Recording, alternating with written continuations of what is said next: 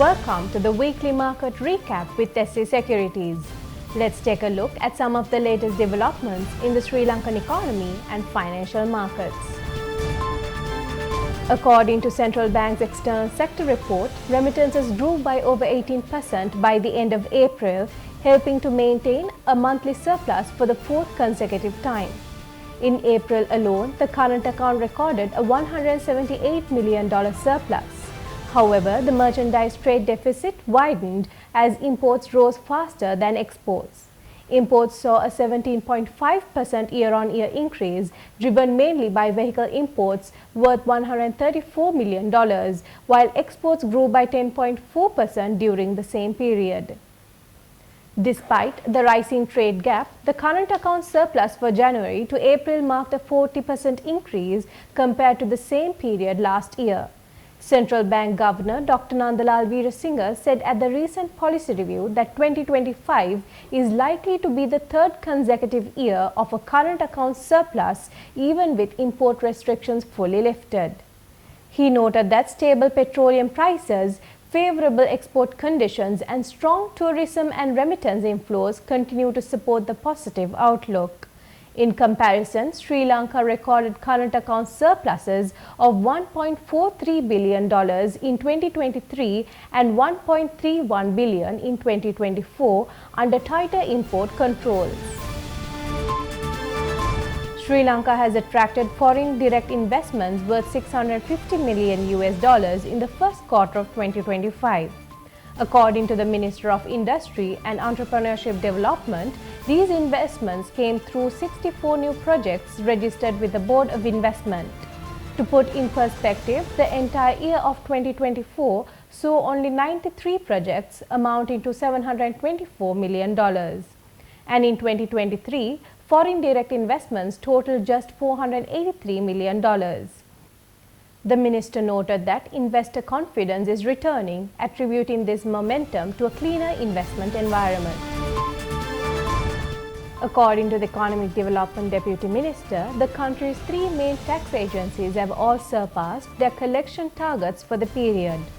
The Inland Revenue Department collected 907 billion rupees, slightly above its 900 billion rupees target. Sri Lanka Customs brought in 700 billion rupees, exceeding its 730 billion rupees goal.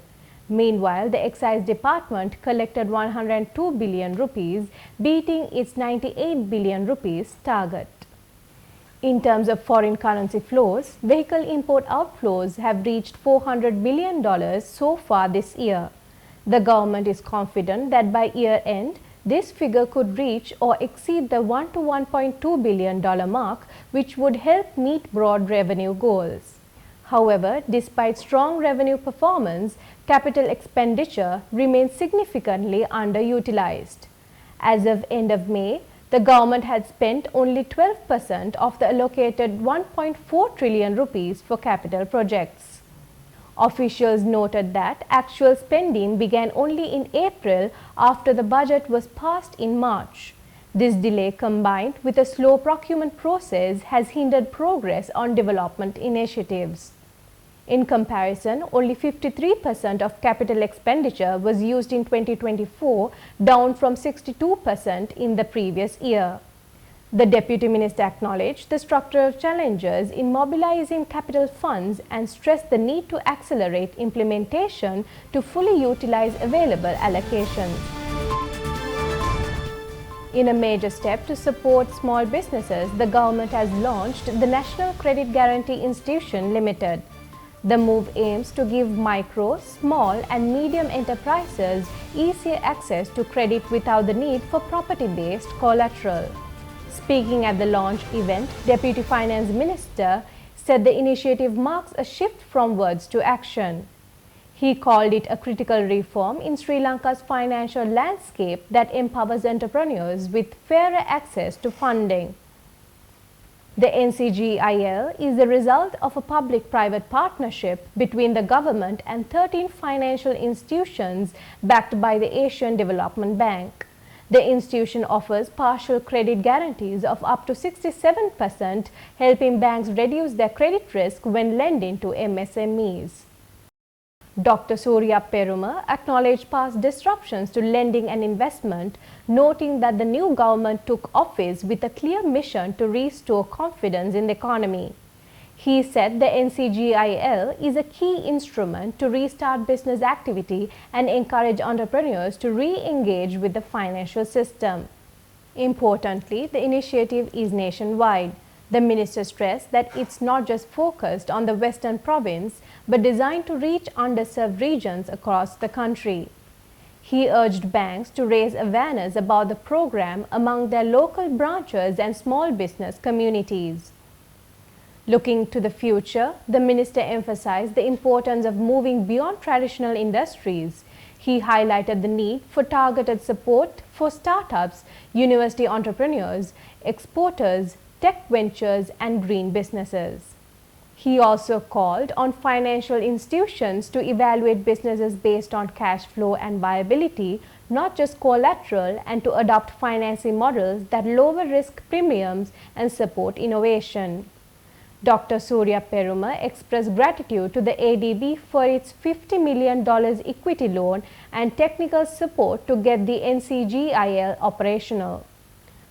Going forward, the NCGIL will work with commercial banks, development banks, and non-bank lenders to expand credit access across sectors like manufacturing, services, agribusinesses, and tech. The goal is to unlock the potential of thousands of entrepreneurs and help build a more inclusive and resilient economy. Let's take a look at this week's Treasury-bill auction results.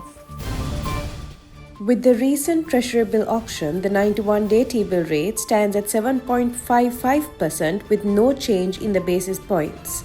The 182-day T-bill rate stands at 7.73%, down by 4 basis points, and the 1-year T-bill rate stands at 7.94%, showing down by 4 basis points compared to the previous week.